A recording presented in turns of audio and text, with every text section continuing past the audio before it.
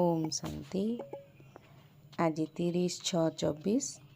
ओम शांति। अव्यक्त बापदादा पुनरावृत्ति 30/3/20 मधुबन। आजिर महावाक्य मन को सुस्थ रखिबापाई मझिरे मझिरे 5 सेकेंड मध्य बाहर करी मनर व्यायाम कर। आजिर वरदान प्रतिटी मुहूर्तर एवं प्रत्येक संकल्पर महत्व को जानी जमार खाता को भरपूर करुथुबा समर्थ आत्मा हुआ।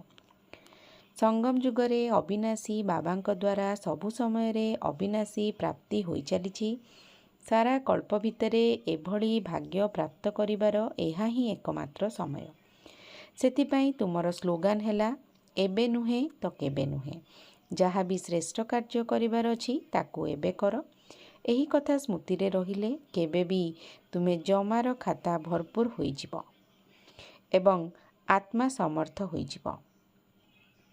आजिर स्लोगान प्रत्येक बाणी रे एवं प्रत्येक कर्म रे अलौकिकता ही पवित्रता अटे। तेणु साधारणता को अलौकिकता रे परिवर्तन कर दियो। ओम शांति।